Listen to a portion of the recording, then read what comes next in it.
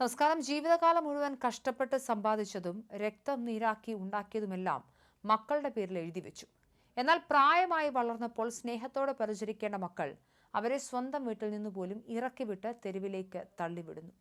ദൈവത്തിന്റെ സ്വന്തം നാടെന്ന് നാം അഭിമാനിക്കുന്ന കേരളത്തിലാണ് വാർദ്ധക്യത്തിന്റെ പടിവാതിൽക്കൽ സ്വന്തം മക്കളാൽ വഞ്ചിക്കപ്പെട്ട 6000 മാതാപിതാക്കൾ നീതിക്കായി കാത്തിരിക്കുന്നത്. വയോജന സംരക്ഷണത്തിന്റെ കാര്യത്തിൽ കേരളത്തിലെ വയോജന മെയിൻ്റനൻസ് ട്രൈബ്യൂണലുകളിൽ കെട്ടിക്കിടക്കുന്ന പരാതികളുടെ കണക്കുകൾ ഏതൊരു മലയാളിയെയും നാണിപ്പിക്കുന്നതാണ്.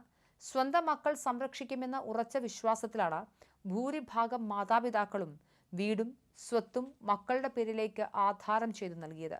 എന്നാൽ സ്വത്ത് കയ്യിൽ കിട്ടിയതോടെ മാതാപിതാക്കൾ ഇവർക്ക് ഭാരമായി മാറി. സംരക്ഷണം ലഭിക്കാതെ വന്നതോടെ നിയമത്തിന്റെ കൈത്താങ്ങ് തേടി ഇവർ ട്രൈബ്യൂണലുകളെ സമീപിക്കുകയായിരുന്നു. 2007 നിലവിൽ വന്ന സീനിയർ സിറ്റിസൺസ് ആക്ടിലെ സെക്ഷൻ 23 പ്രകാരം ശക്തമായ നടപടികളാണ് ട്രൈബ്യൂണൽ സ്വീകരിക്കുന്നത്.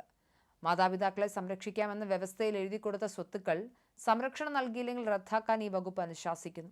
കഴിഞ്ഞ 3 വർഷത്തിനിടെ ഇത്തരം 135 കേസുകളിൽ ട്രൈബ്യൂണൽ ഇടപെട്ട് മക്കൾ തട്ടിയെടുത്ത സ്വത്ത് റദ്ദാക്കുകയും നിയമപരമായി മാതാപിതാക്കളുടെ പേരിൽ തന്നെ തിരിച്ചെഴുതി നൽകുകയും ചെയ്തു. ഇതിനു പുറമെ 1050 കേസുകളിൽ മാതാപിതാക്കൾക്ക് അനുകൂലമായ വിധിയും ട്രൈബ്യൂണലുകൾ പുറപ്പെടുവിച്ചിട്ടുണ്ട്. മാതാപിതാക്കളുടെ സംരക്ഷണം ഉറപ്പാക്കാൻ ആവശ്യമെങ്കിൽ മക്കളെ സ്വന്തം സ്വത്തിൽ നിന്ന് ഒഴിപ്പിക്കാൻ പോലും വയോജന ട്രൈബ്യൂണലുകൾക്ക് അധികാരമുണ്ടെന്ന് 2 ആഴ്ച മുൻപ് സുപ്രീം കോടതിയും വ്യക്തമാക്കിയിരുന്നു. സംസ്ഥാനത്ത് ഏറ്റവും കൂടുതൽ പരാതികൾ രജിസ്റ്റർ ചെയ്തിരിക്കുന്നത് ഫോർട്ട് കൊച്ചി ട്രൈബ്യൂണലിലാണ്. വയോജന മെയിൻ്റനൻസ് ട്രൈബ്യൂണലുകളിലെ പ്രധാന കണക്കുകൾ ഇങ്ങനെയാണ്. ഫോർട്ട് കൊച്ചിയിൽ 2602 പരാതികൾ, ചെങ്ങന്നൂരിൽ 416 പരാതികൾ, കൊല്ലത്ത് 389 പരാതികൾ, ആലപ്പുഴയിൽ 389 പരാതികൾ, മൂവാറ്റുപുഴയിൽ 348 പരാതികൾ, പുനലൂരിൽ 259 പരാതികൾ എന്നിങ്ങനെയാണ്. മാത്രമല്ല, ഇതിൽ ഏറ്റവും പ്രധാനപ്പെട്ട കാര്യം പരാതികളിൽ നീതി വൈകുന്നു എന്നതാണ്. RDOമാരുടെ ജോലി തിരക്കാണ് പ്രധാനമായും കാരണമായി ഉന്നയിക്കുന്നത്. നിയമവും സംവിധാനങ്ങളും ഒക്കെ ഉണ്ടെങ്കിലും വയോജനങ്ങളുടെ നീതിക്കായുള്ള കാത്തിരിപ്പ് പലപ്പോഴും നീളുകയാണ്.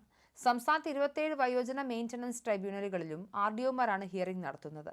എന്നാൽ ക്രമസമാധാനം, ദുരന്ത നിവാരണം തുടങ്ങിയ മറ്റൊട്ടേറെ ഔദ്യോഗിക തിരക്കുകൾ ഉള്ളതിനാൽ പ്രതിമാസം 10 മുതൽ 15 വരെ പരാതികളിൽ മാത്രമാണ് ഹിയറിംഗ് നടക്കാൻ സാധിക്കുന്നത്.